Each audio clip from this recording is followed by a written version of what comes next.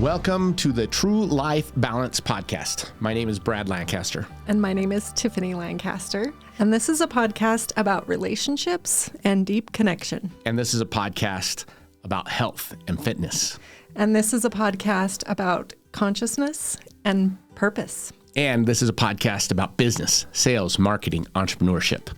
In other words, this is a podcast about everything that we care about. So come along for the ride and hope you enjoy. So thanks for joining our launch of our podcast, Tru Life Balance Podcast. As we said in the intro, this is a podcast about everything that's important to us. Yes. And we thought if we're going to do that, we might as well start off by introducing ourselves. First, I would love to just start out by saying like how surreal this moment is right now. Like, it's just such a cool story. As we walked into this studio, I realized like it was just amazing because this is where Trenton came. Yeah, our son, Trenton.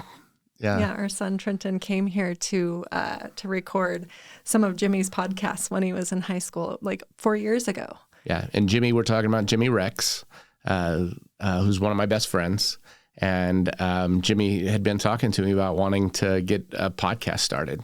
And I said, hey, and he needed somebody to help him record it. I said, hey, my son does that. He goes to school for that, and he's got all the equipment and stuff, I think.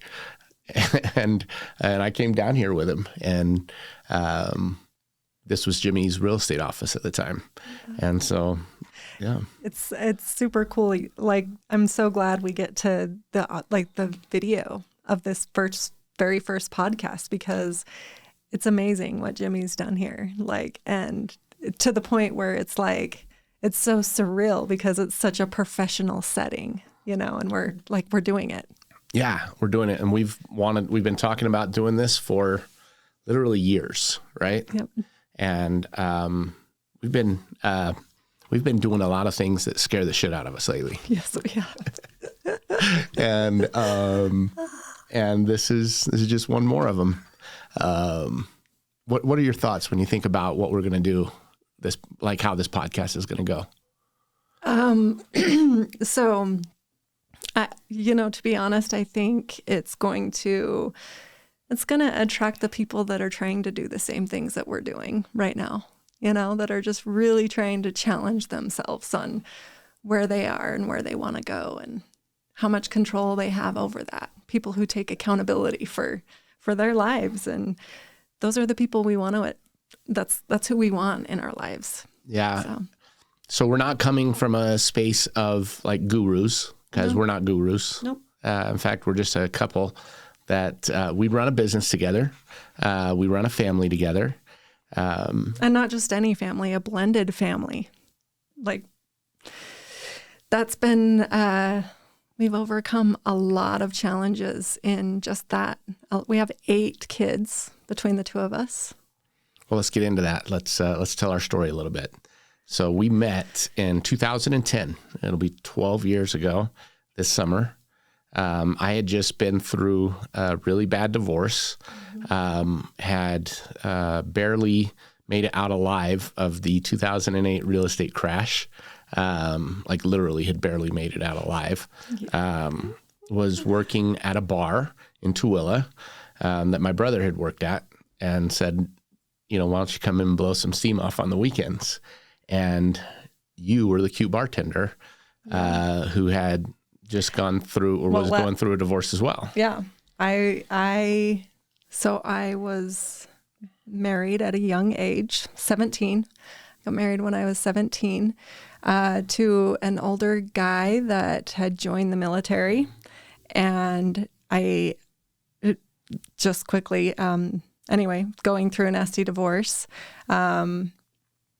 and was bartending on the weekends to make sure that I could pay the bills. I was actually working 2 jobs with 2 kids at home. Actually 3 by that point.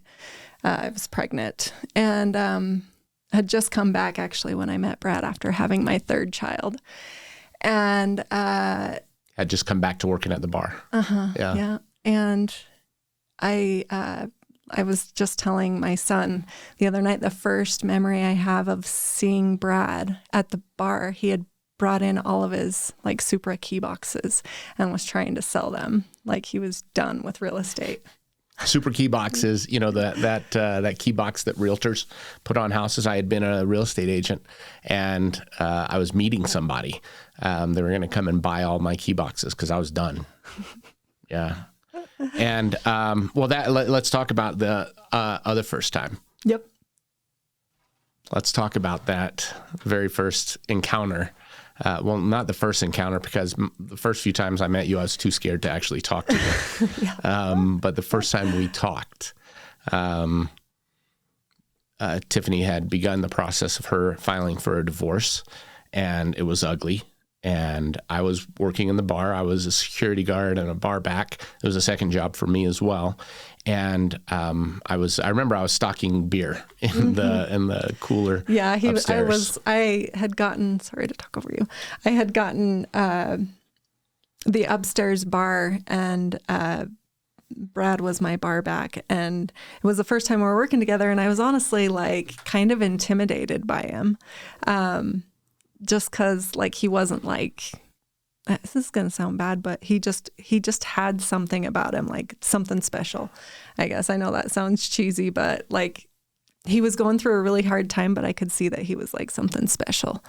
So I was excited to be working with him. And I could also see that like he was dealing with a lot of pain. Like he was in a lot of pain in a really bad spot. And I was going through something similar in my divorce, because my divorce was just so ugly. And I felt this urge to just like, maybe if I could tell him what I'm going through, and we can kind of like heal this thing together, because I could tell that guy just needs to talk. And so we're standing like at this bar. I was actually on the other side of the bar while he was stocking the beer in the fridge behind the bar. And I remember saying, "So Brad, why is it that you're getting a divorce? I hear you're going through an ugly divorce. Like what happened in your marriage? And why don't you say what you said?" Well, I just told her the truth. I'd been divorced, and I said I cheated. I cheated on my wife. Yeah. And I was so taken back, because he didn't like make any excuses. He just said that. And I remember saying, well, like just once, or like, what's the catch here? And he said, no, a lot. And I was like, oh, what did I say? I remember just being so surprised. Like, you're not going to make any excuses. You said something like, "Nuh-uh." You thought I was joking. And I said, "No, I'm serious." And I said, "My ex-wife hates me. So does her dad and her family." And it was terrible. Yeah. And the reason I was so taken back is because I was getting a divorce because I really felt like my first husband just could not take accountability for anything in his life. He just would run away from all of his problems and would not get really honest about what he needed to work on. And Brad was like all in when it came to that. It was honestly like the first time I had seen a man do that, take accountability for his actions, like no excuses. And I loved that about Brad. It intrigued me. And our relationship started by just seeing how honest we could just continue to be in every moment. Yeah. Yeah. In fact, it became one of the things that, and still is to this day, one of the things that we count as a foundational piece of our relationship. I made a decision based off of the lack of integrity that I acted with in my first marriage.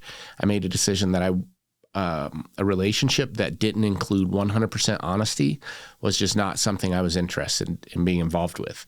I was going to tell you how I felt about and how I was doing financially. And at that time I was doing terribly. I was working in a bar to make money to have gas, right? I mean, basically because my entire check was getting garnished for child support. So I really loved the cash nights because I could then have gas and maybe some food. It was great. we decided that that being honest with each other about money, about sex, about our relationships, about every part of our life was going to be absolutely like necessary. Yeah. Right. Yeah. In fact, I actually remember us going out on dates and like being so honest that like I knew your financial situation, you knew my financial situation, and we weren't like, I remember paying for dates and I was dealing with like, I don't want to be controlled. And so he's not going to pay for everything, and he doesn't even have the money to pay for anything anyway. Like I did not. Yeah.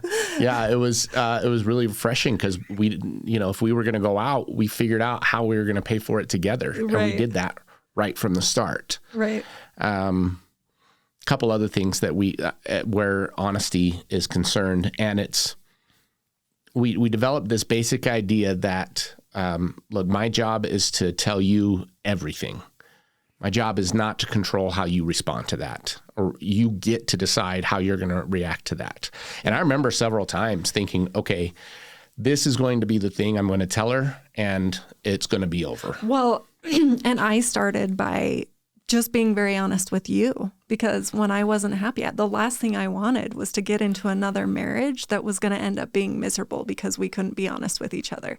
So we made a promise right away, like if we're ever just unhappy about anything, we have to just tell the other person we're unhappy with this one thing, whether it's sex, whether it's money, whether it's for us, like the way we're treating each other's kids or the different subconscious things that we're doing that are causing some of our kids, to not be unhappy or to feel a certain way. And like, it's just about sharing perspective. Yeah. So, here's one of the, we were talking about this last night, and I wanted to make sure, I might be jumping too quick into this, but a tool we use, and every week we want to make sure that we're giving you some kind of tool.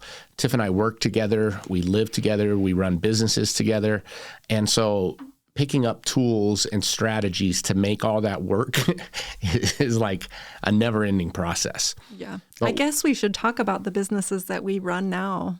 Okay. Yeah. You want to do that first? Yeah. Okay. Well, I just want to point out, like we got into real estate, long story short. Yeah. We got back into real estate. Yeah, we were telling our story. Yeah. And I got my real estate license. Brad, we stumbled into the flip business as Brad would go to auctions for Jimmy Rex, actually. And we started this business where I would track notices of defaults. Back then, when that was happening, we would track auctions because Brad was going to these auctions and getting paid like $1,500 every time he would buy a house for another investor. Yep. Which taught us how to go to auctions, how to do the scariest thing in this fix and flip business, to go get houses. And that became our thing. Eventually, we broke off and started doing our own flips. I would list them. I would take other listings, work with other buyers. And now I was managing the remodel process, Yep. which was a thing for me to learn because I had spent my entire career being a real estate agent and a sales guy, and that was no longer available to me, which we'll talk about as well. Yeah. So now we have our own brokerage, Tru Agency Real Estate, that we run now. We have our own construction company, Tru Homes and Construction, and we're running a real estate investment company with a team of ours. So we have a team of acquisition agents, disposition agents, we do listings and buyers. And we run a team that goes out and generates business. And the core of our business and what we think makes us stand out is we are primarily we really flip houses. We're not, we do wholesale deals. We do whatever we can to make money, but at our core, we're a flip business. We love going in, taking ugly properties and making them a good part of the neighborhood. And we can talk about one of the reasons we run a construction company rather than just hiring subs, because I'm not a general contractor. I'm not a tradesman. I just organize them all together. I can demo a house or trash a house out, but it's the thing. if you love just putting stuff together and coordinating things, like that's what a real estate agent does. Right. That's what you do. Like that's what we love to do. Yeah. And the bigger the challenge, the more fun it is. The bigger, uglier, like walking into a house that has like literally 3 floor joists across the way and just a shell, where most people look at that and say, okay, I'm out of here. I look at it and think, oh, wow, I wonder what it's going to take to solve this problem. This is a huge problem.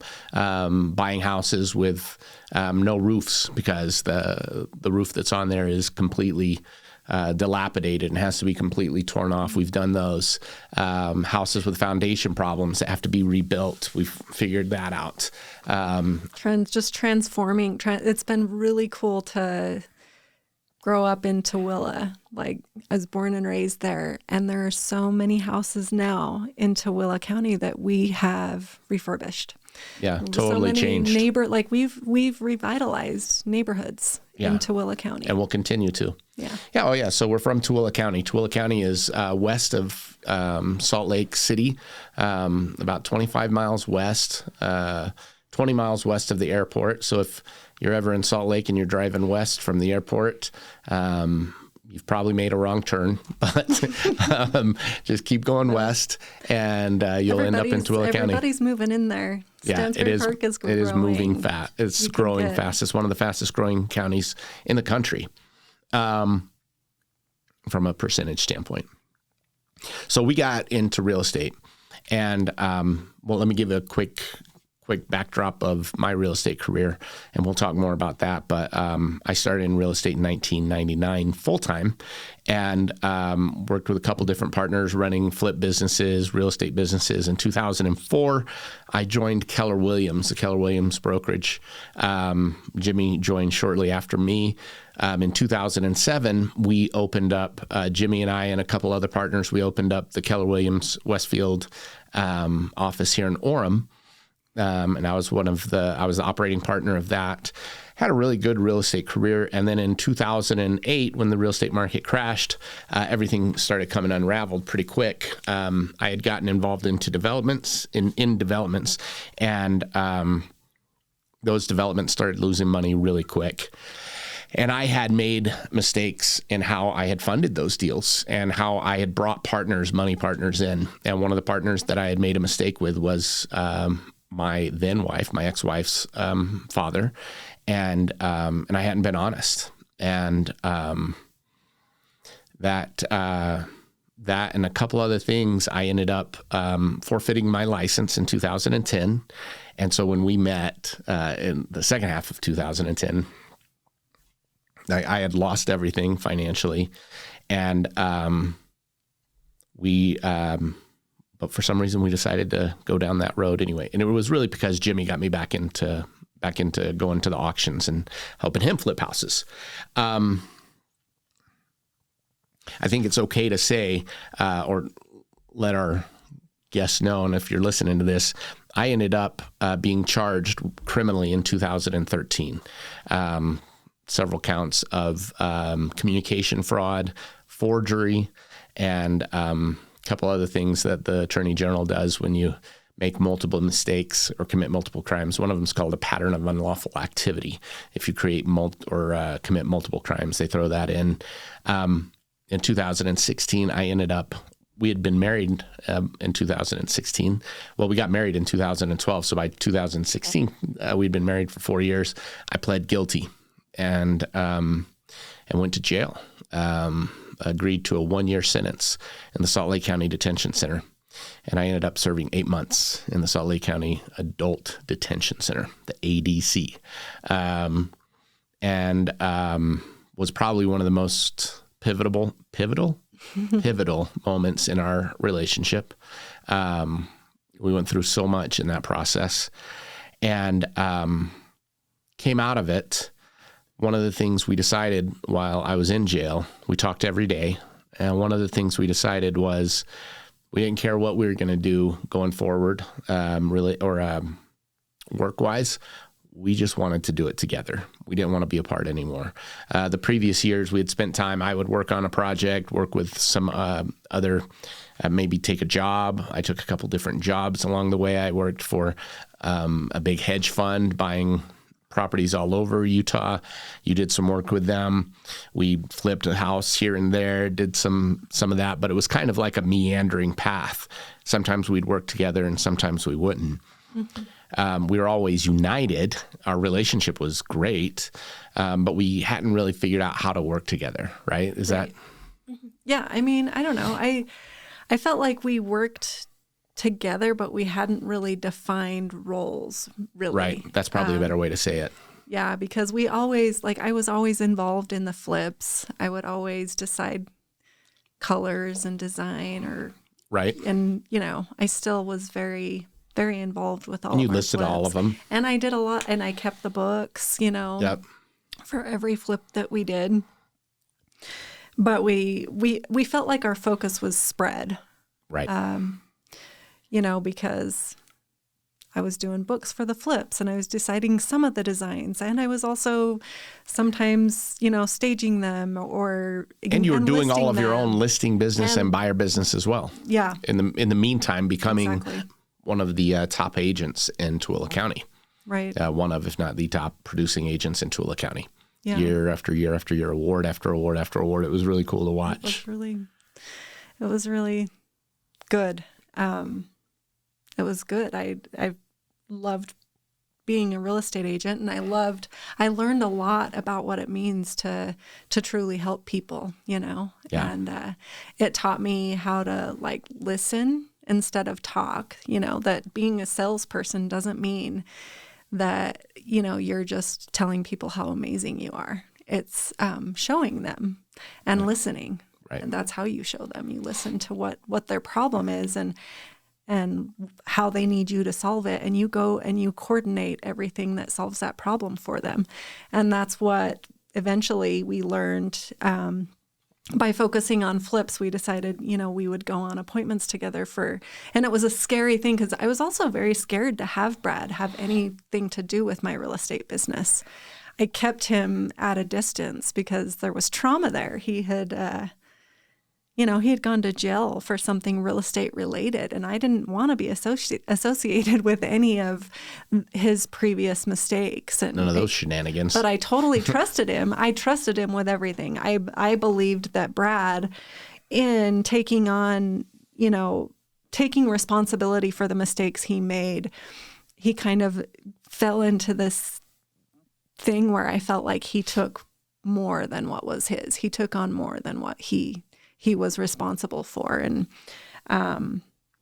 he did that because he felt like that's what he needed to do for redemption, because he felt terrible for everything that had happened. But literally, I came to realize what had happened to him was not that uncommon. I actually came to meet lots of people in the real estate world who had done the exact same things that Brad did. There was just a few key differences, and one of them being that their ex-father-in-laws were not attorneys who were had a huge vendetta. That made a big difference. That makes a big difference. I mean, yeah. Still one of the lessons that I let people know when you're raising money. Just if you're going to raise money from a father-in-law that's an attorney, make sure you don't mess up. Right. At all. Don't lose the money, and make sure that it goes into every project that it was supposed to. And that was my biggest mistake in real estate was it's age-old robbing from Peter to pay Paul. Having money for one project and using it on another because the other project is coming up short. And you got $150,000 in project A and no expenses, and you're short $50,000 in project B, and no capital to keep it going, and don't really want to go to the partners and say, hey, we don't have enough money. Can you fund this? And I've just got this money over here. I'll use it, and then as soon as this deal over here on project B pays off, I'll pay back project A. Right. Best of intentions, completely illegal. And if you do it and you end up getting caught, you've committed a felony, especially if it's over $7,000 that you've done that with. And I had done that. And when I was asked, did you do this? The answer was, yeah, that's what I did. And And not only that, then I tried to cover it up. I tried so many different ways to cover it up once I realized the mistake I had made before I finally admitted it. So in 2016, I went to jail. Something else significant happened in 2016 that really really changed the course, and you became a certified yoga instructor while I was in jail. Yeah. So let's talk about that, because we want to talk about relationships. We also want to talk about health and nutrition. Well, so another big thing to know about Brad is he had actually left the Mormon church right before I had met him, and he had this chip on his shoulder where anything spiritual was concerned. And it's been this really interesting journey with us, because I've always so while I've never been religious, I feel like I've always had a deep spiritual connection. And that's another story, but I believe it's because I lost my dad at such a young age, when I was only 7 years old. And so, I guess what a religious person would call praying, I consciously tried to keep a connection to my dad since I was a young kid. And I think in that way found spirituality and meditation. And I began to be able to trust something higher, because that's all I had to believe in, honestly. So we clashed right from the beginning where that is concerned. Spirituality, that's a big thing, right?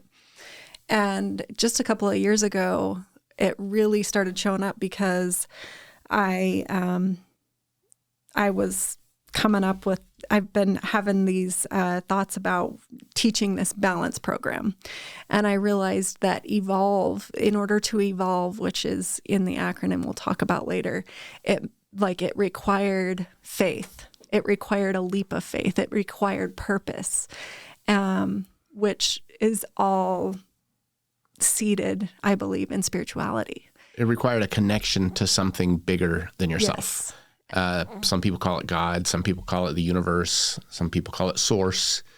But something bigger than yourself. Yeah. And that had been a struggle for me for a long time. And the funny thing is, it was Brad's dad who reminded me of this, because I remember we were getting ready for Brad. So I'll say really quick, when we were going through this trial, we lived through this hell 6 years?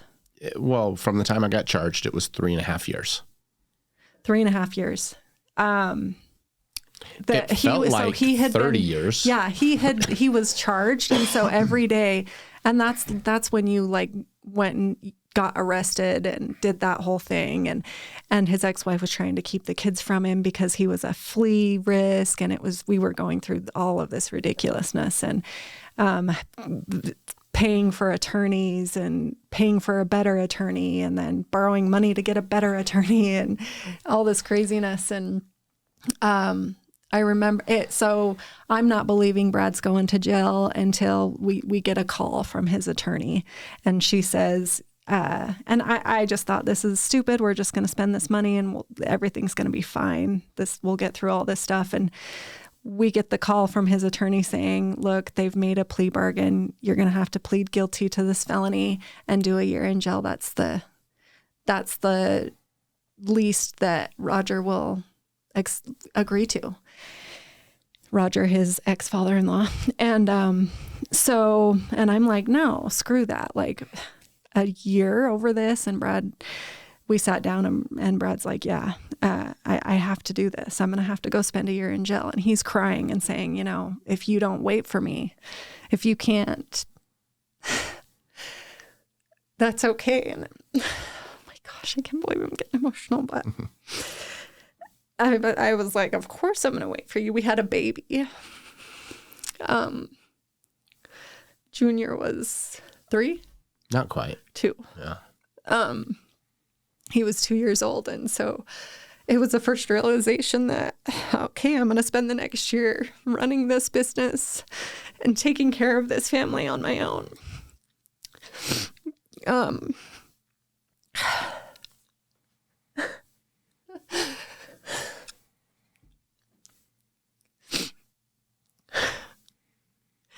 but we did it. And we learned so much. And Brad's dad, he came over to our house. Eventually, we told everybody he's going to jail. So, everybody was super supportive. And his dad came over and he said, look, I get that you guys don't believe in God, but you're going to have to find something to believe in that's bigger than you. You're going to need spirituality. And it hit me like a ton of bricks because, they're LDS. They're God believers. And while I don't believe in the same God that they believe in. I don't believe in religion necessarily. That was a whole lot of wisdom that just hit me hard. Yeah. And I told Brad, your dad is absolutely right in that. And you've got to believe in something bigger than you. And I, before he went to jail, I sat him down and I made him do a meditation with me. And it was a protection meditation, like this meditation where we sat and visualized getting ready to go into battle, something really, really hard, and put your armor on and get ready for it. So we did that. And the next morning we woke up. We had all of our kids at the house the night before he had to go to jail. His kids from his first marriage were able to come, luckily. And we had the night together as a family and woke up and did the meditation that night, woke up. His parents drove us in to the courthouse, and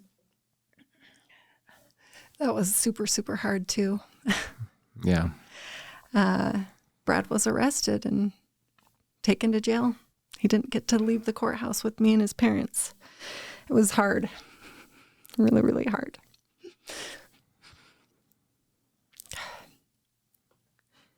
And you decided when I went to jail that you would go get certified as a yoga instructor. Yeah. That was my, I was trying to find that thing. Like, what is that thing that's going to help me evolve as a person, And I had done some yoga. I used to go to Vasa, and I had done yoga, and I also felt like I needed something to keep my mind off Brad being gone. And since being a bartender, I'm not as active as I used to be. I'm not going to the gym. And so anyway, I decided that going to school to be a yoga instructor would be a good way to keep myself busy while Brad was in jail. It was a year program. And so I went and did yoga 3 times a week while running our businesses and our household. And I started doing yoga in jail. I got a book. And it wasn't because Tiff had started at yoga teacher training. In fact, I don't think I did send you the piece of paper of the sun salutation. Oh yeah, the sun salutation. You did send me that. And I did talk to, when we talked every day, he called me every single night. And so I taught him what I was learning. It was so cool. And I got a book that I would follow, and I had a couple different cellmates that would get up and we'd do yoga together in our cell. So you were doing yoga, I was doing yoga. You were learning at a much more advanced pace than me because I was just basically self-taught and what was available in books. And I also, for the first time, when I got into jail, I weighed almost 255 pounds. In fact, I got down on the 3rd or 4th day I was there. I was like, okay, and this was after I had gotten out of this really, when you get booked into jail and you're going to be there a long time, it's incredible. It's just one of the worst experiences a human can go through. And after 3 or 4 days and a visit from Tiff where I cried to her and told her, I don't think I can make it here. You got to get me out. And she said, there's nothing I can do. That was really, really hard for me, actually, because he was just a broken mess. He had just been through the shock of his life and got a real view of what his reality was going to be for what he believed was going to be the next year, and was begging me to get him out. He was like, I cannot do this. You have to figure out how to get me out of here. And I just like took a deep breath and was like, you have to do this. Yeah. You have no choice. So you're going to have to buck up. You're going to have to like figure out how to do that. And you can't make yourself suffer. Yeah. So after that, I remember I got down on the floor, tried to do push-ups. I was like, oh, I better start getting in shape. I couldn't do 10 push-ups. Like, I don't even know how many I could do. But I remember thinking, I can't even do 10 push-ups.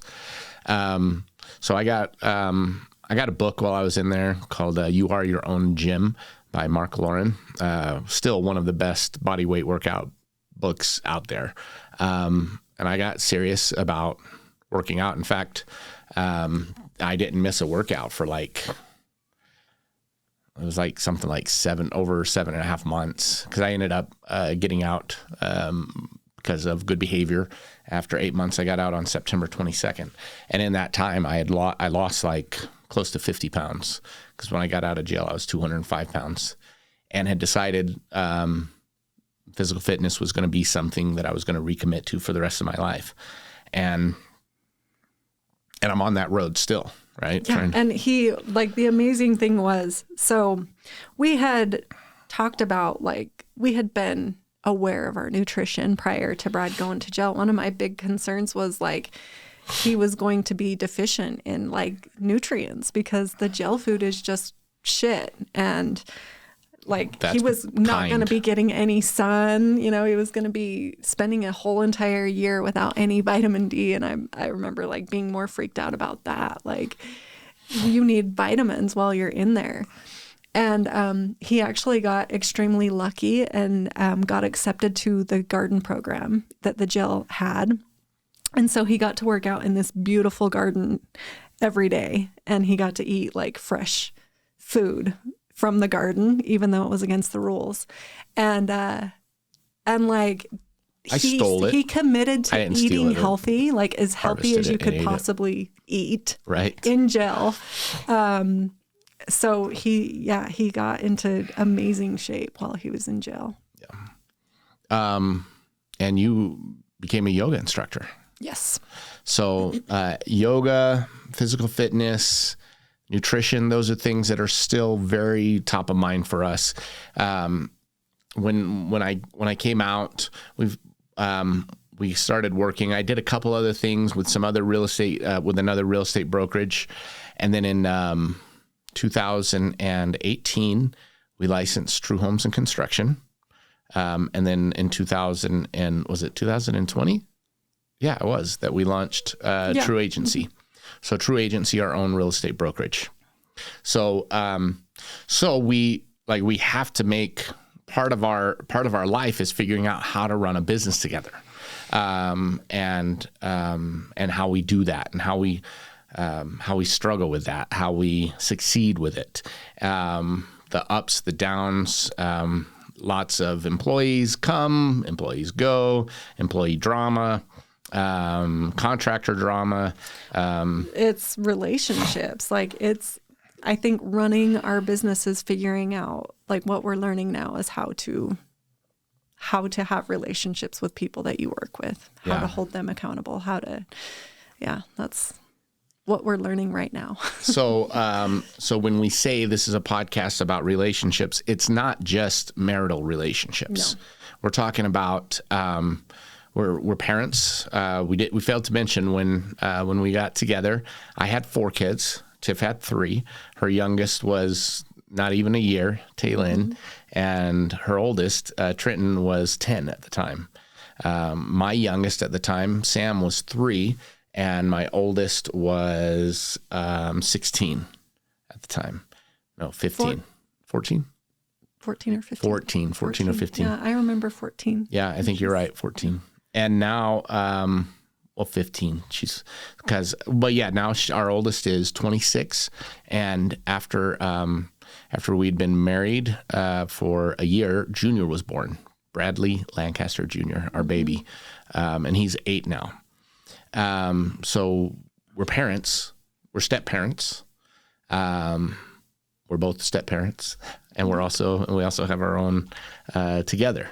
But They're our kids. They're our kids. That's kind of always been a rule. They're just our kids. Yeah. And in fact, I remember that discussion so clearly when we made that connection, and you made it. You said, the idea is that we're raising our kids as one, and it was tough because my kids lived with their mom. Your kids were with us most of the time. So we got into this, I'm going to go get my kids. What are your kids doing? And you said, we've got to stop this. If we're going to stop treating our kids like my kids, your kids, we have to stop calling them my kids and your kids. Yeah. The words are powerful. Yeah. We've got to stop saying that. That's not what we're trying to accomplish here. Right. And so we just started calling them our kids. And I still, it was the biggest shift because now when I talk about my kids, I'm talking about all of them, all 8 of them. And when I talk about my sons, I have 5 sons. It's an amazing thing. And it's one of the biggest compliments I got was this fall when Javen, our senior, he's a senior in high school, who is not my biological son, we were feeding the football team, and the football coach, I hadn't met the football coach, and his coach comes by and says, Javen, is this your dad? And Javen said, yep. And the coach said, I can see the resemblance. And Javen's like, well, I mean, technically he's not, but he's my stepdad, but yeah. And the coach was like, but like the way our family has blended together, it's a weird thing that happens. Like if people don't know that our kids aren't our kids, they don't know. No, we've thought there are people that have thought that Javen and Sam were twins. Mm-hmm. Are two middle kids. Yeah. Well, Sam's technically a baby in his first family, but yeah. But they're 3 years apart. They're 3 years apart. They've always been similar in height and build, and honestly, they do kind of resemble each other. Yeah. And then Rachel and Taylin. Taylin's my 12-year-old, and Rachel's now 21. Mm-hmm. They look like sisters. We all did this self-defense class, SAS, together. I brought Taylin on the day we could bring a friend. And I remember the same thing happened there. Rachel was introducing all of us to her fiance's grandpa. And she just said about Taylin, this is my little sister. And he goes, yeah, I can see that. And everybody was just like, yeah, nobody corrected him. Yeah. So when we talk about relationships, we're talking about marriage relationships. That's a big thing for us. I was going to give a tip. We're getting close to our time limit here, so I think it's time for this tip. Okay. Tiff and I have an amazing relationship. It's not perfect. It's perfect for me, but we are always working on it. And so we have no problem, and we love when people go after relationships. In fact, we were told by a relationship coach when we went in to get some coaching after we had been married for a couple of years. He said, first thing I want to say to you guys is, congratulations, because most people aren't willing to try this. Blending families at this stage in life, it's a really, really hard thing. The success rate, or the failure rate, I should say, of second marriages is 80%. 80% of second marriages end in divorce. And having been married almost 10 years, it's really easy to understand why. It's an easy out. For sure. Every day you have an option to say, hey, I've done this whole divorce thing. I already know that I can get through that. And we early on, acknowledge that that's always going to be the possibility. So let's not ever act as if it's not. Yeah. In fact, it's something that we consciously talk about. And so that's a tip is if you're in a relationship, especially a second or a third marriage, acknowledging that it doesn't, even a first marriage, acknowledging that it doesn't have to work is probably step one. And I've seen that from so many people. Radical candor, radical honesty, 100% honest. Tiff and I have this promise to each other. And as far as I'm aware, it's been kept because I've kept it on my end, and I believe she has as well. Absolutely. The promise is you know, in those moments when you're just sitting there and it's a quiet moment as a couple, maybe you're in bed or maybe you're driving down the road and you know something is going through your partner's mind. And because if you know your partner at all, you know they're thinking about something. And the fact that they're a conscious being means that something is going through their head. It also helps with consciousness, by the way, because it forces you to be the observer of what's happening in your mind. It's good. It's a good point. So what we do, the trick is, and this is our promise to each other, when that's happening and we're not talking or we're working on something, if I ask Tiffany, what's on your mind? What are you thinking about? She has to tell me. No filter. No changing it so that it sounds better. Tell me exactly what you're thinking. Yeah. It's really funny because like sometimes you're having just the most ridiculous thoughts. And when you are, you just say that you are. Yeah. I was just wondering that guy down the street, like, why is he wearing those funny glasses or whatever right. it is? Yeah, whatever it is. Like the deal is unfiltered and that's our promise to each other. So whatever, and so it does increase your consciousness, your awareness of the moment. We believe in practicing that basic principle that being in the moment is probably one of, if not the sweetest thing in life. And if it's not the whole purpose, I don't know what is. But being able to be in this moment right here, this richness, this every breath we're taking, everything we're feeling, every sensation we're observing, that is the beauty of life. And being able to articulate to each other, right now, I'm not in the moment, I'm thinking about this. And completely unfiltered. So that's a tip, that's a strategy, and it works for us. But we have to navigate so many tricky things. We care about our health. We care about our fitness. We run a business with goals to grow, to expand, to scale. So we care about health, fitness. We care about our business, about marketing, about entrepreneurship. In fact, one of the commitments we made coming out of jail was that we were going to work together. We didn't care what it looked like. We didn't know exactly what we were going to do. We thought it might be something in real estate, but we weren't committed to that. We were committed to working together and still are. And during the toughest days, we will ask each other that question. Are we still committed to that? And there are tough days, fucking tough days. Absolutely. And working together, especially for me, because in the last year, as we've been identifying our roles, we identified that you're the CEO of our enterprises. Right. That was a hard thing for a guy who considers himself a strong male to say, partner, wife, queen, you're in charge.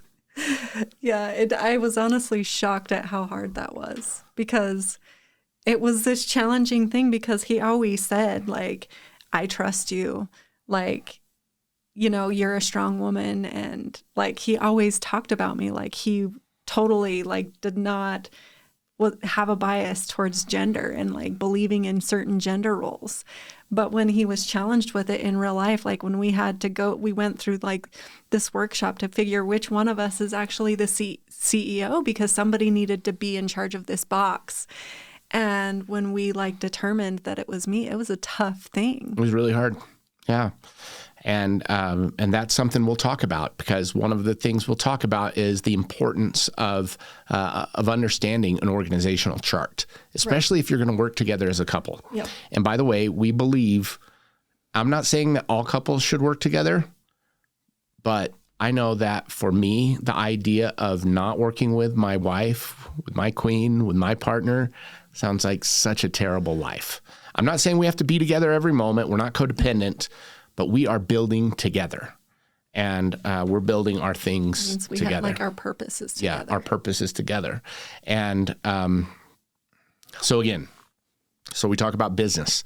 We talk about relationships. We talk about health and fitness, the different methods we go about it, because we don't always we don't always agree about that. I eat a lot more meat than you do.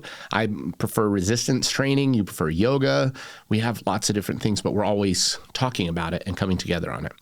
And then the final thing that we're going to talk about once a month is consciousness and purpose. And that kind of brings it all together. Yep. We look forward to, we know a lot of cool people. Our paths have taken us in lots of different circles, lots of different networking opportunities. So we look forward to bringing in friends, guests, and expanding our network in that area as well, because we don't know everything about all four of those areas. But we realize, by the way, the name of the podcast, Tru Life Balance. True is the word that we use in all of our businesses. It's True Homes and Construction, True Agency Real Estate. True is something that resonates with us because truth matters. And it was something that as I came out of my previous relationship and you came out of yours, we determined it was just that was going to be one of our key values. Well, and learning what truth really is, because truth is a funny thing, right? Yeah. Like sometimes it's yes and yes. And so I used to always say the higher truth, like what is the higher truth of this situation? But the higher truth requires that you see everybody's truth. Yeah. So as we do that, we want to bring in lots of different perspectives, and share ours as well. The things that have made us, helped us be successful, helped us be able to grow what we think is a life that hopefully can inspire others, because we know there are people who right now are in a situation similar to what you were in 2010, coming out of an abusive relationship, and leaving that relationship on your own. And how do you do that? How do you find the courage, the strength to do that? I know there are men that have made mistakes that they think they can't come back from, and that life is probably over. And I've been one of those men. I've been one of the men that thought the world might be a better place without me. And I've had suicidal thoughts. I've had suicidal ideation, and I've dealt with it. And I'm not ashamed to say that's something that I deal with, that I don't want to say it's something that I've beaten, because what I know about suicide and suicidal thoughts is that if you exit consciousness, if you begin to think that you're above it, it's right around the corner. Yep. So we're going to share our thoughts, stories, ideas, and hopefully serve as a reminder that there's always a reason to keep going and to keep trying to be a little better. Yep. That's perfect. Is that the idea? That's the idea. I can't believe we actually did this. It's so awesome. I was scared. I was scared coming down here, which is funny because I love to talk. It's like one of my favorite things. I had a pit in my stomach. Really? Coming down here, yeah. It's probably why I could only eat like half my lunch. That's so funny. I was scared. That shocks me. You may for once ever, like you may have been more nervous than me. Really? We've been doing a lot of scary shit lately. I know. And I'm just getting comfortable. Like as a 50-year-old man, I'm getting comfortable saying, I'm comfortable doing scary shit, and we're just gonna keep doing scary stuff. The fear doesn't ever go away; it's always there. Yeah, it does. It is. So, we appreciate you guys for listening. If you like it and you want to go on the journey, make sure that you subscribe.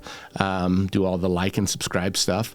If you want to do us a favor and share it, that would be cool. Review it, because I know that matters. At least that's what every other podcast that I listen to says.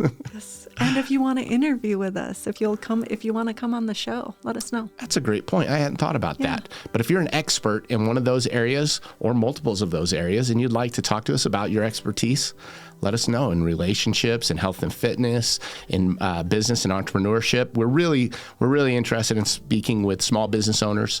I don't have a problem with big business people, but you just live in a different world than we do.